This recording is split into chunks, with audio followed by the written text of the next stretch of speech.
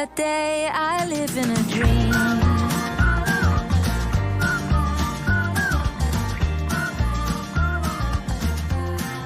I live in a dream.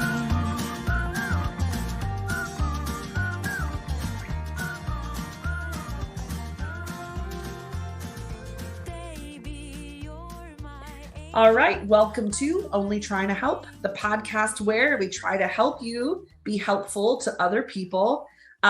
People have been asking me a lot lately, when is Leslie coming back? And surprise, Leslie's back. We're here to talk about the holiday season. But before we get into that, Leslie, how you been? I'm doing pretty well, Kate.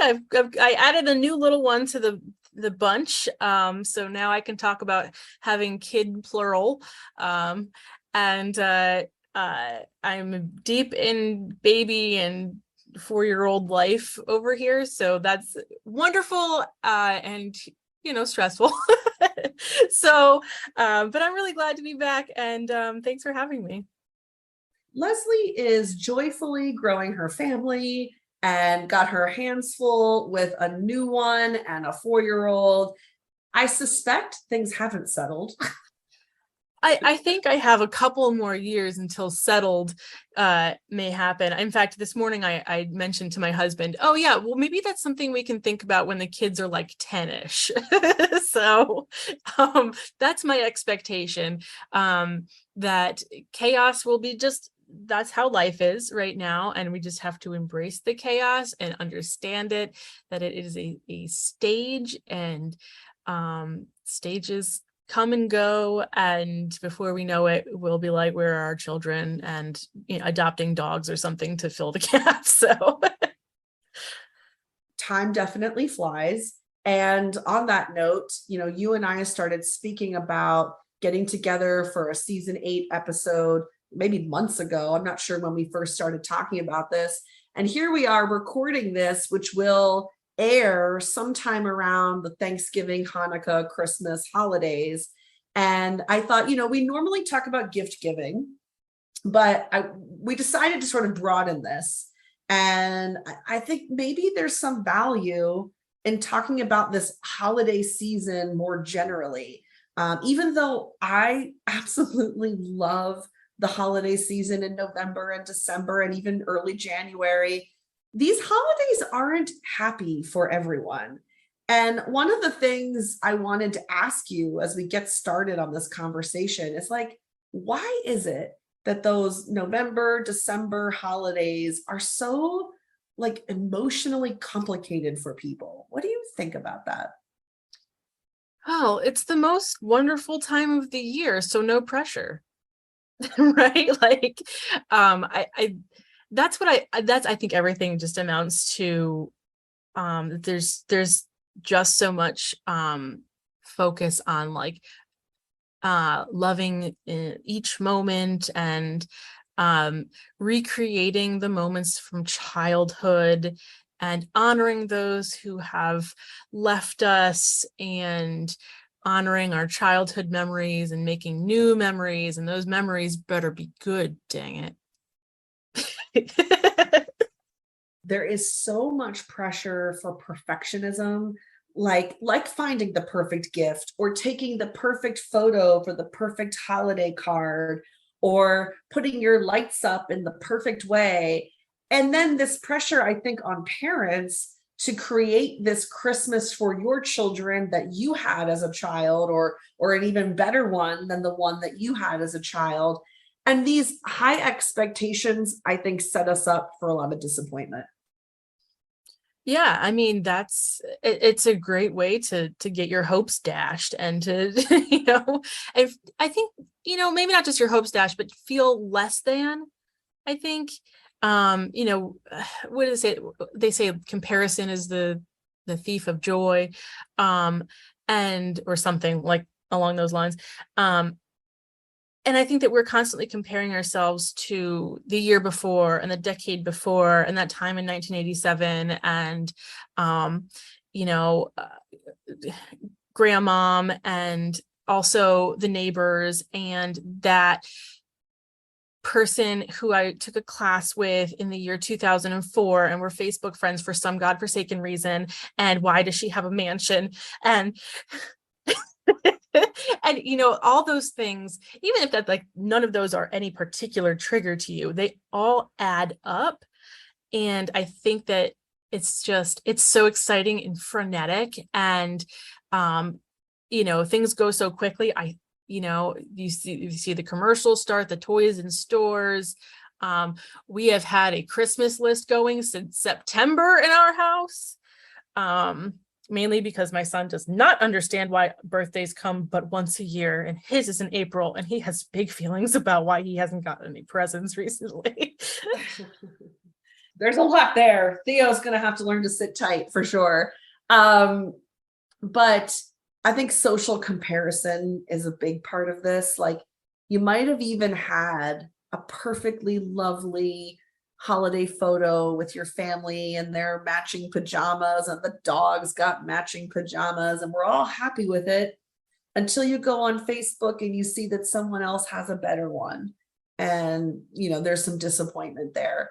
And I wonder if, like, kicking off the holiday season, it's maybe more fair to ourselves to ask ourselves, like, what's a reasonable expectation for this holiday season? Not what would make it spectacular, not what would make it like the movies, what would knock everybody's socks off, but what's a reasonable expectation for the holidays? Maybe that's a nice way to go into this without setting yourself up for these really high expectations. Yeah, I think that would be that's a good, I think I might adopt that this year, is just, so most likely what's going to happen is that, we're going to have some meltdowns. One of us will be in the kitchen making food while the other one handles meltdowny children trying to, I'm thinking of like Thanksgiving, like trying to get out the door to go, bring your very specific mashed potatoes recipe that nobody can duplicate. I'm definitely talking about my husband now, which is amazing that he cooks, right? He's the cook in the family, but he's got to be, everything is very specific, right? So he's got to be in the kitchen for like hours. And I'm like, your mom's mashed potatoes are great. Like, let's just go. And he's like, they are not the same. So, like there's just so much. So if you're saying, okay, this is going to happen, something that's, we're going to forget something. Something's not going to turn out the way it always turns out. Somebody's going to have a meltdown. We're going to be late. And you know what? When we get there, family will be there, and it'll be okay. And even if you have like a complicated relationship with your family where you're like, someone's going to say something and it's going to make me feel, targeted or make me feel bad. Okay. Somebody's going to say something. Somebody's going to say two things. And then listen, if only one thing is said that's bad, then you win. You hit your stretch goal for this year. So what I'm saying is put your expectations in the dirt and enjoy every moment. Damn it. Because I think we both hear that maybe this sounds like kind of a downer when, like, normally we think of Christmas as like holly jolly time and Thanksgiving is this family celebration, but I don't think we're being downers.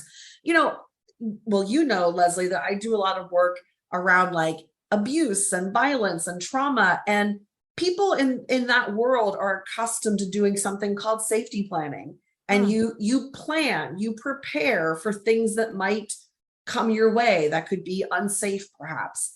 And I think there's some value in saying Thanksgiving is coming, and even though our expectations are high, let's start to plan and prepare for the things that might throw us off, like being late, or the dish of mashed potatoes falls on the ground, or we forgot something, or my child's having a meltdown, or Aunt Susie confronts me about that thing that I did 10 years ago. And I feel bad about that thing I did 10 years ago, but it was 10 years ago. That if we can start to prepare ourselves and do some safety planning to get ready for these events, that could go a long way. What do you think about that? I mean, I think that that's a great way of protecting your emotions, and not setting yourself up for disappointment.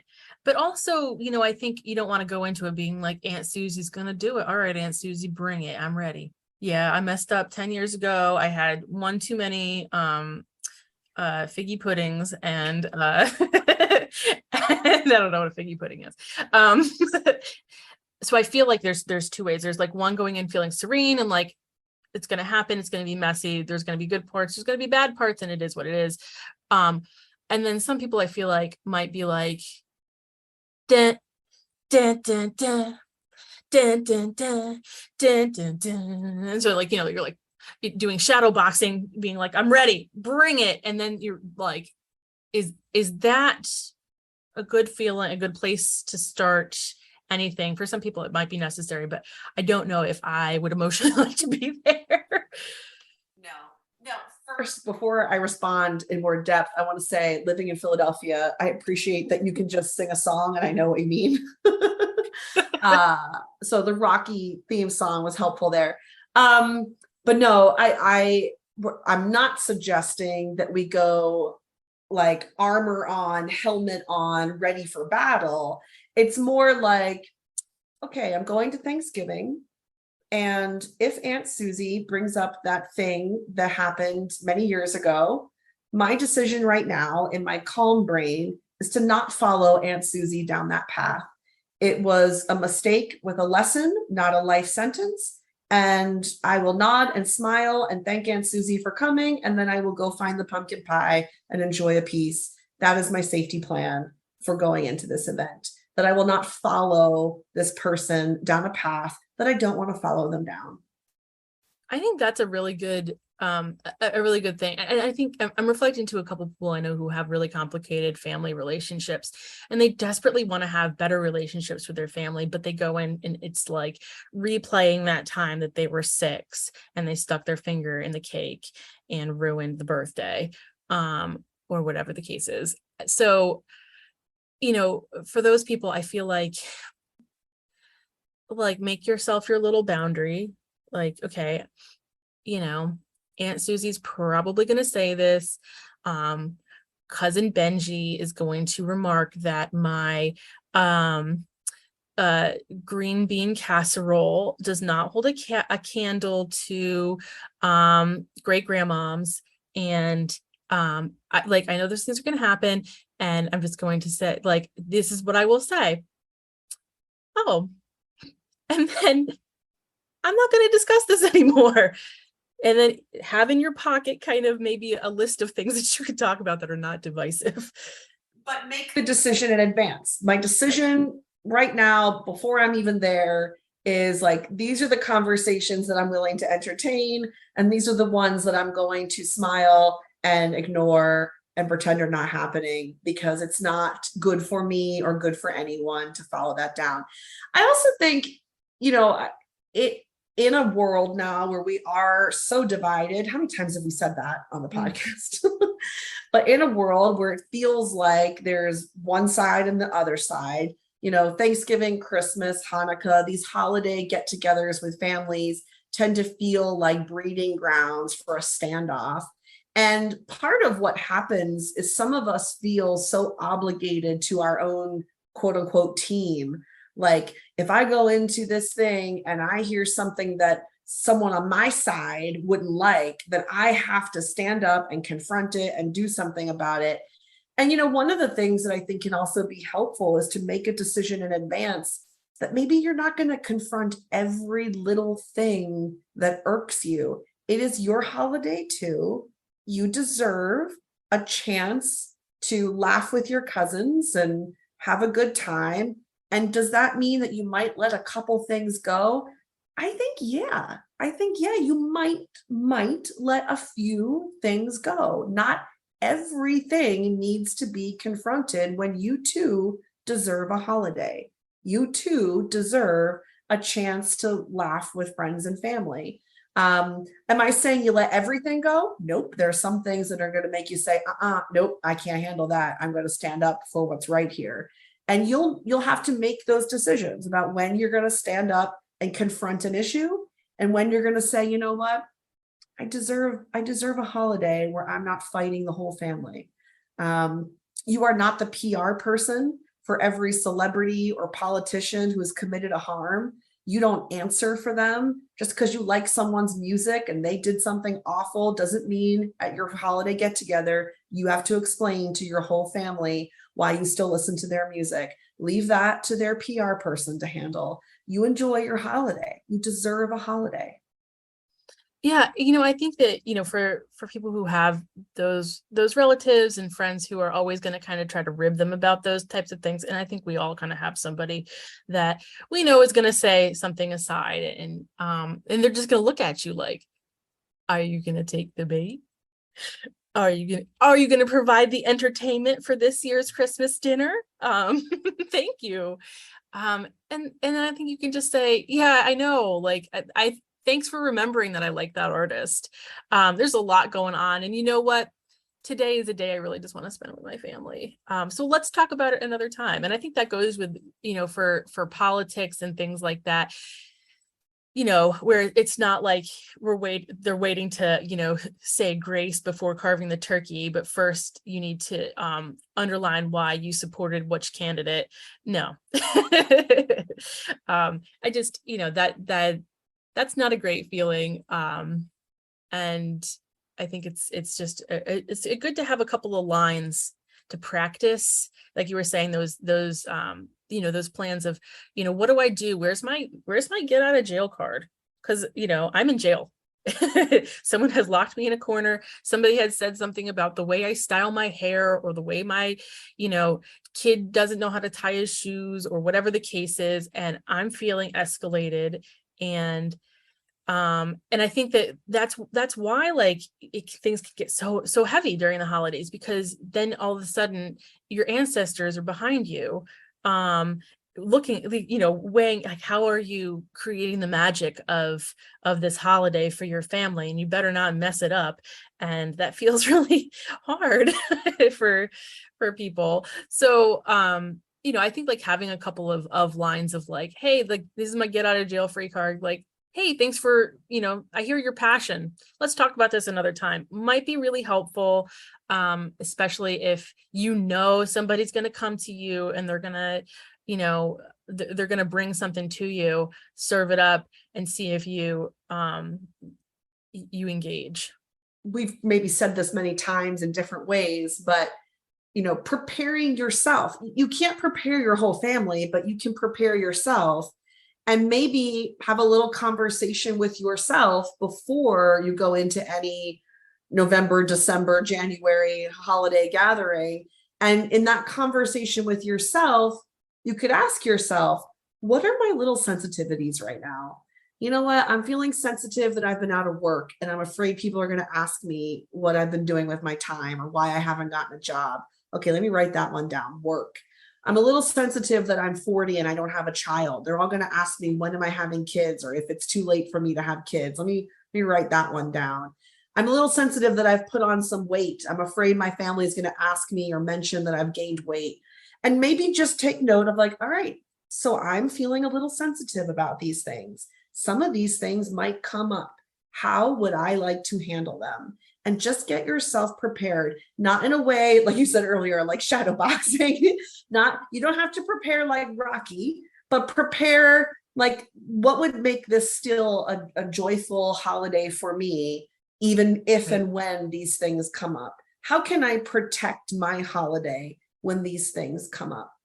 Yeah, I think what you just said is really, really relevant. Like, where do we find the joy? And I think beginning with that question might be helpful. Like, what actually brings you joy during the holidays? It may not be what's on everyone's Christmas card. It may be like, what you're not expecting is where you bring joy. Maybe you bring joy from going and, filling a giant cart full of gifts, and that is joyful for you.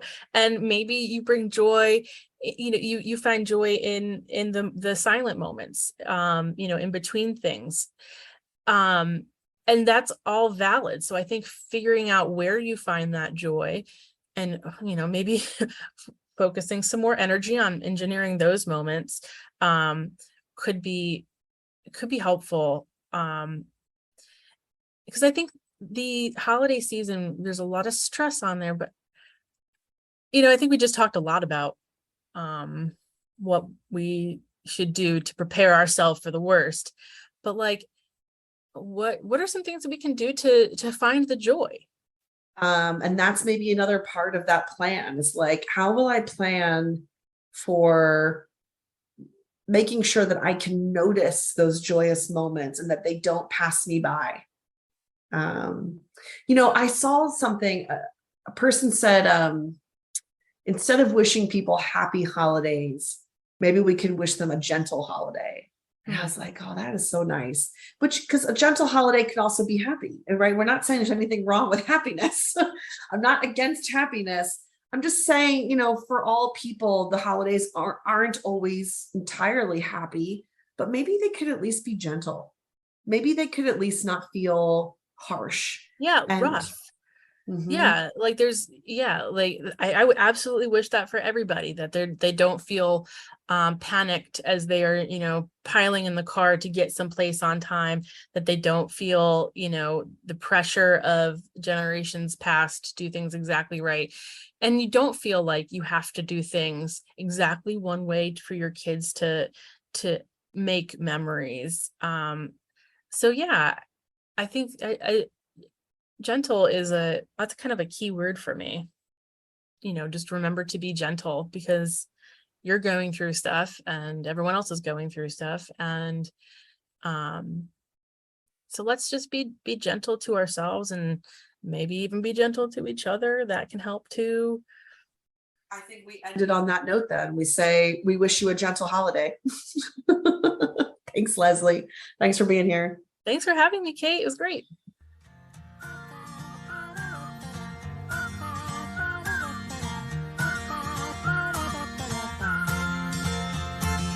Take me in your arms. I don't want to miss a day without you. Let's stay young forever. There is nothing we can't do. And nothing can break us apart when we're together. Facing the sky, we know that we can fly on the wings of love. And we can climb on every mountain top. I never knew eternity till I met you. Since that day I live in a dream.